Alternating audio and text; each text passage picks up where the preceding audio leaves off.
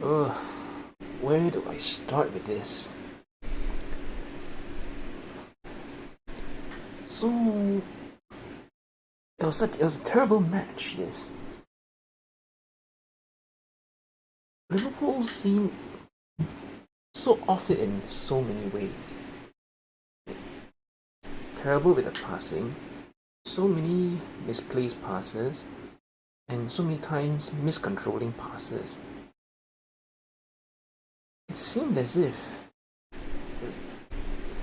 there was a lot of nervousness about the way they played, or something like that. I don't know.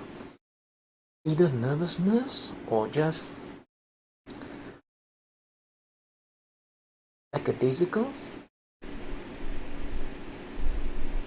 A lot of the a lot of the match, or rather, a lot of the discussions before the match and the narrative was how Liverpool won 7-0 last season, and the bad form and all that chaos that Manchester United had been facing this season. And the expectation was that Liverpool would win this match, and comfortably. And I was hopeful that would happen. But Manchester United came to this match with a game plan. They were compact, they kept their shape, they were disciplined from start to finish.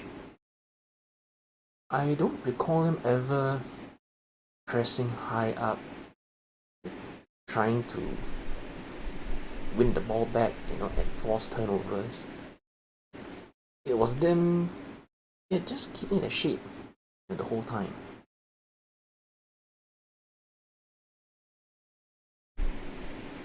Manchester United definitely did not want to get hammered in this match the way they did last season.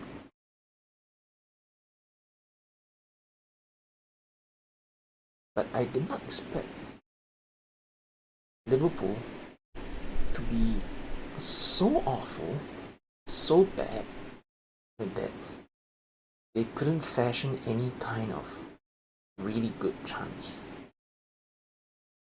Throughout the whole match, I think they only had two chances, two good chances that can be considered chances. That Van Dijk header from the corner in the first half, Konate with his spin and shot in the second half.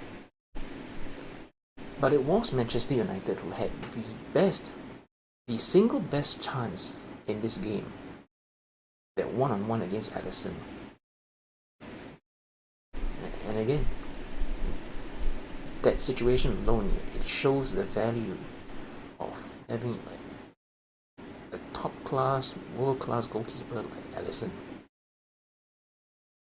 Because against most other keepers, that one chance probably might have gone in, and we would be looking at a 1-0 loss instead of a 0-0 draw.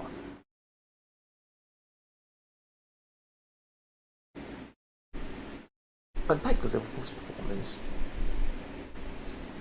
I struggle for words to describe thoughts on how they play. It's like it's like two extremes.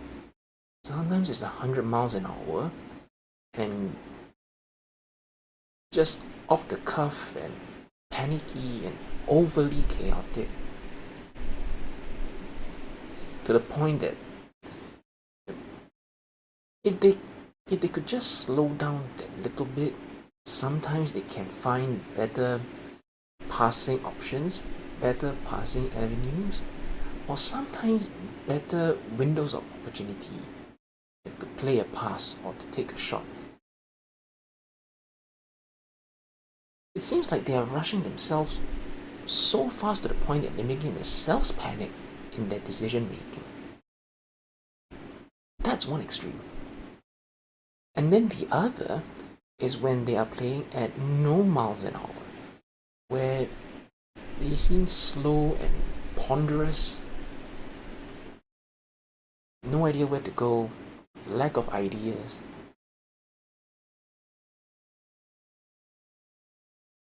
And then there's the execution in some of the passing, or a lot of the passing.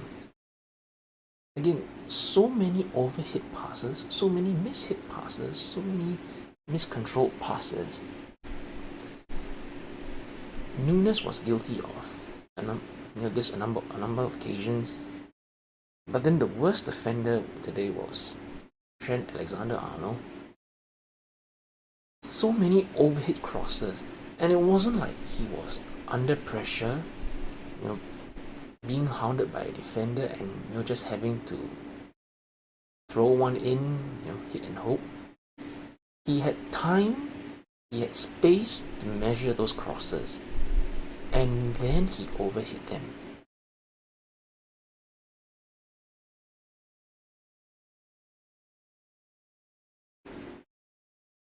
Coming to this match, I was expectant and hopeful that Liverpool would win this.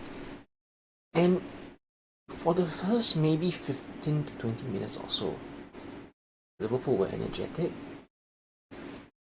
They were swarming over Manchester United. They were putting them under a lot of pressure, lots of corners, some decent situations where they might fashion a chance here or there. But after that initial flurry, that's when the whole thing started to become more cagey, more of a stalemate. And it was there, it felt like things were slowly starting to unravel. Again, with the fact that there was all those bad passes, no cohesion in attack, no cohesion in the teamwork. Losing the ball in good situations, losing the ball cheaply. It was so frustrating. It's really infuriating because Liverpool needed this win to get back to the top of the table after Arsenal had won, after Aston Villa had won. And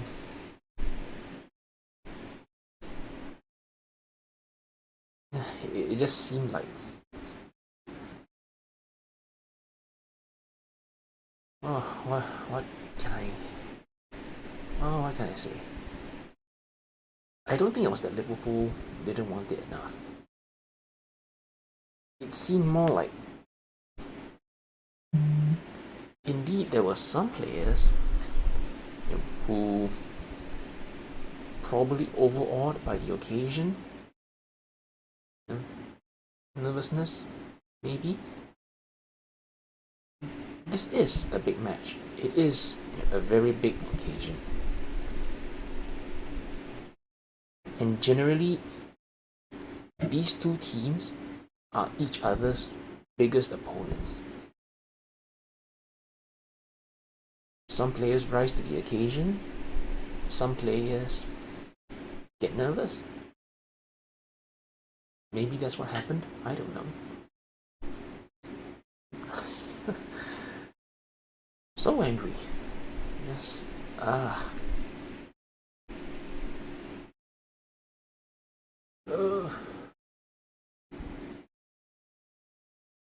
In the end, Liverpool simply couldn't break down a disciplined Manchester United. Just two decent chances and a lot of hopeful pot shots.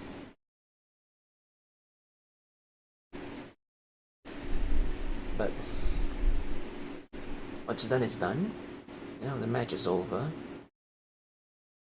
All Liverpool can do is pick themselves up, dust themselves off, and do better in the next match. Hopefully get back to winning ways. There's another big match and then next weekend at home against Arsenal. And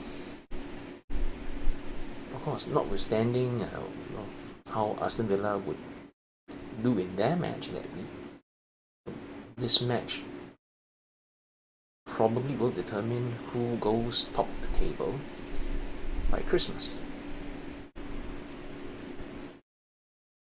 But Liverpool nil, Manchester United nil. Frustrating and upsetting.